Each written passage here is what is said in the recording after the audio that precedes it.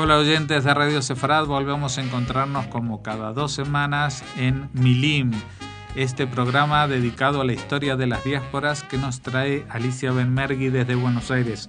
Hola Alicia. Hola Jorge, ¿cómo estás? Bueno, a pesar de que ella es la que está en Buenos Aires, hoy va a hablar de cosas que suceden, o que sucedieron, mejor dicho, aquí en España. Va a hablar de los judíos en la época en que estaban en los reinos cristianos. O sea, más allá de esta primera etapa llamada Edad Dorada del judaísmo en los reinos de Al-Ándalus, ¿no?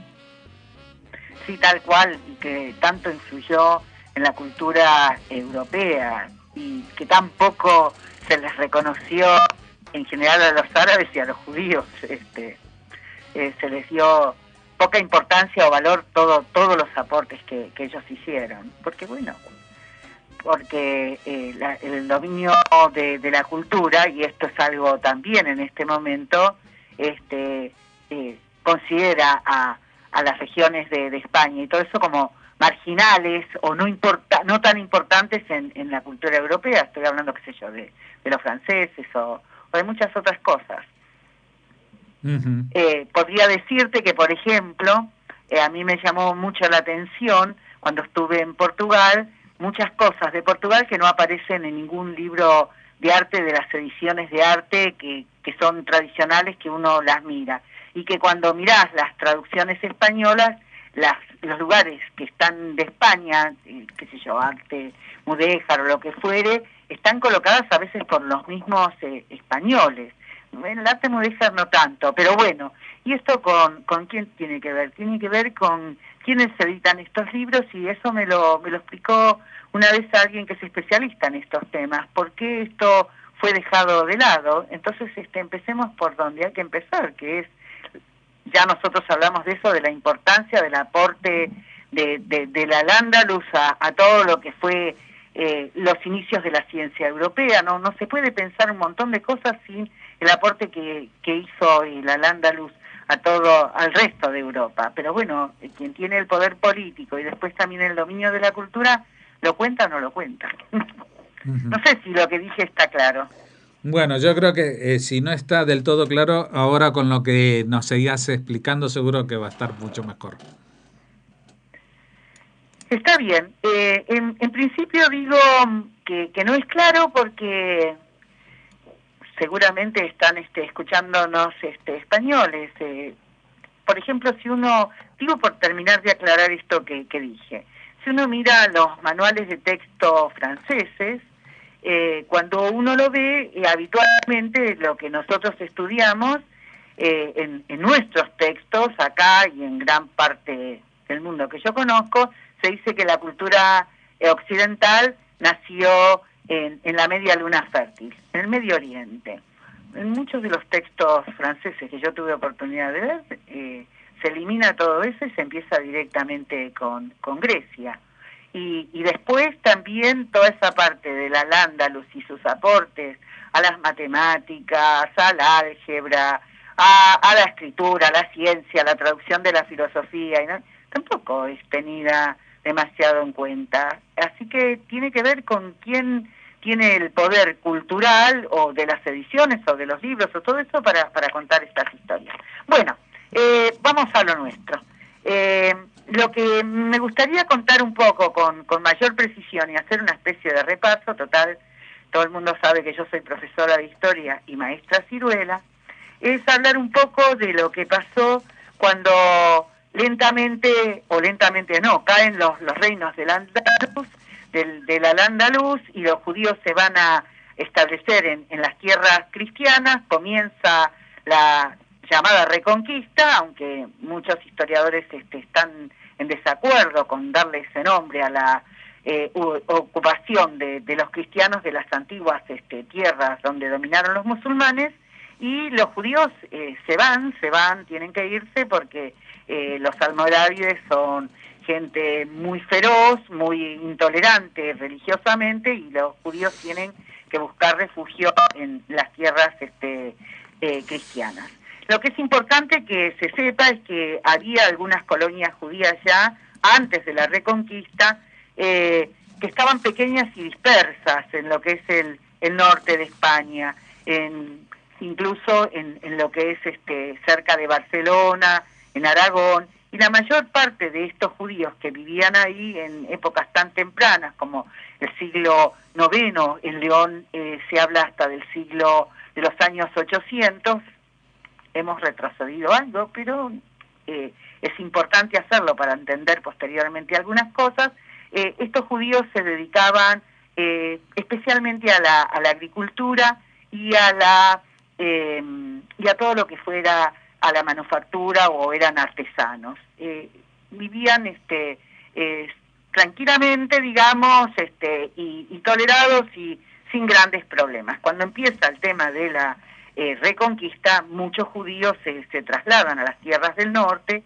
Era evidente que ellos habían tenido relación entre sí desde épocas anteriores, no había habido mayores problemas en ese cruce de fronteras, pero bueno, acá empieza toda una historia diferente de la que habitualmente conocemos, porque para eso es necesario entender por qué se desarrolló una cultura y una existencia tan larga de los judíos en la península española, la más larga de la que se tiene noticia en toda Europa.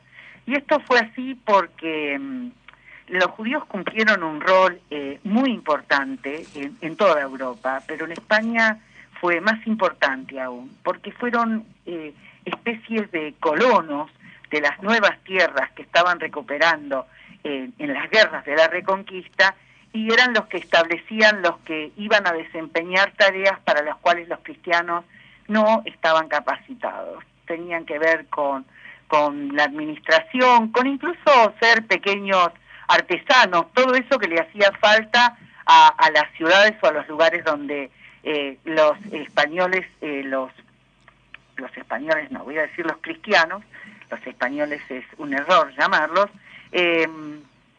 iban a instalarse en la medida que avanzaban hacia el sur. Así que la base económica de estos judíos por bastante tiempo fue la agricultura, y después se adaptan y se instalan en las ciudades, y entonces en las ciudades lo que van a hacer es artesanos en las ocupaciones tradicionales de los judíos. Esto es eran sastres, zapateros, plateros y orfebres. Esto es en el caso así, por ejemplo, desde Barcelona, donde la judería residía en la ciudad, y también había mercados fuera de la ciudad donde ellos se dedicaban a este tipo de comercio. También hubo judíos ricos que les prestaban dinero a los príncipes y a los reyes, y hubo una lista ya en el año 1079 donde se nombra a 70 familias judías que residían ahí. Digo, para que se entienda que esta existencia de los judíos es mucho más antigua de la que habitualmente se tiene noticia.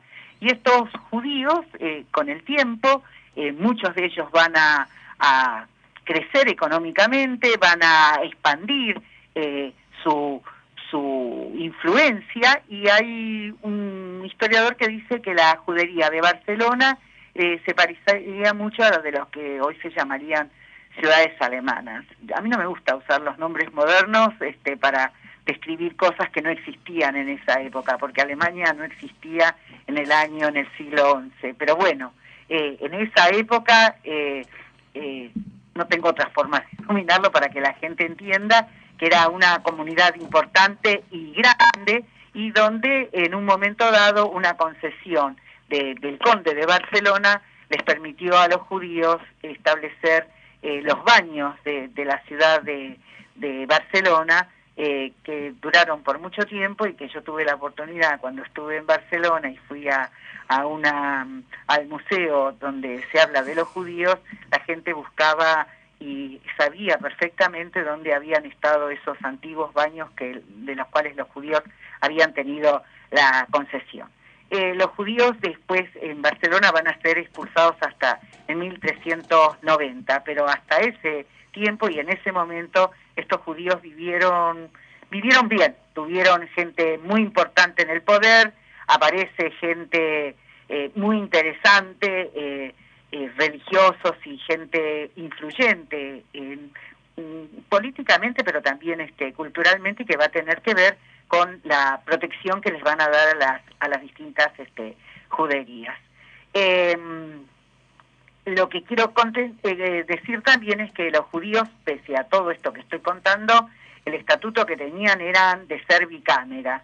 Los ser bicámara aparecen es un estatuto que se establece en época de los visigodos, aparece en Toledo, y con esto lo que quiere decir, si ese estatuto después lo tuvieron en toda Europa, eran siervos del rey o de la autoridad más importante.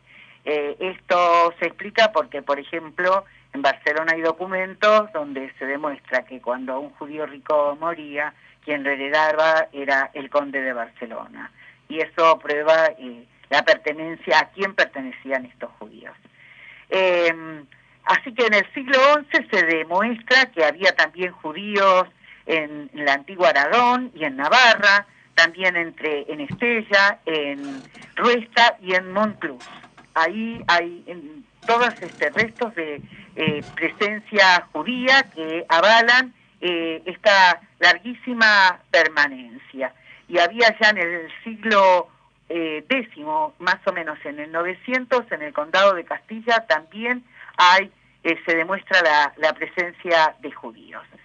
Todo esto va a ser mucho más intenso después con la caída del Al-Ándalus, porque numerosas comunidades judías o numerosos judíos se van a trasladar desde la antigua Andalucía, se van a trasladar al norte, y muchos de ellos van a participar en las tareas de la reconquista. La gente común y corriente va a vivir en los pueblos, va a vivir en las zonas aledañas a los castillos, pero va a haber mucha gente o gente importante que le va a prestar la plata a los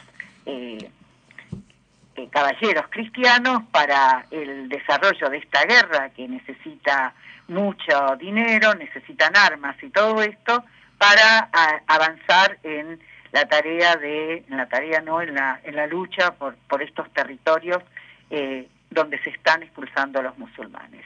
Y en esto también hay cosas muy interesantes, porque tiene que ver como, por ejemplo, los judíos de Toledo, en el año 1085 ya es recuperada Toledo, y los judíos de Toledo van a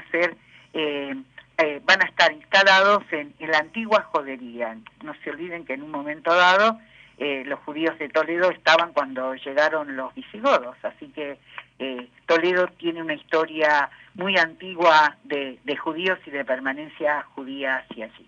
Y entonces estos judíos que están habitando en el norte de España se van a instalar con la reconquista de la ciudad en lo que eran las antiguas juderías. Se va a la mezquita más grande, el obispo la va a convertir en una iglesia, y entonces lo que se van a hacer es el obispo expulsa a los musulmanes. ¿Por qué se expulsa a los musulmanes y por qué los judíos van a tener una situación privilegiada en relación a ellos? Y bueno, porque los musulmanes son vistos como una amenaza, a pesar de que ya hace siglos que pertenecen y viven en esos lugares. Muchos de ellos son como una mezcla entre cristianos y musulmanes, pero bueno, serán siempre vistos como una potencia ocupante, invasora, de acuerdo al criterio con que se hizo la reconquista. Y no hay que olvidarse que, bueno, que los musulmanes ocupaban una gran parte del territorio africano, y que ciertamente siglos después también intentaron la conquista de la Europa cristiana. Así que esa es la diferencia que se va a hacer en cuanto a las condiciones en que los judíos y los musulmanes van a vivir en la España cristiana, en lo que después va a ser la España cristiana. Muy bien, Antes, ¿te parece? Estamos hablando, por supuesto, de la expulsión en 1492.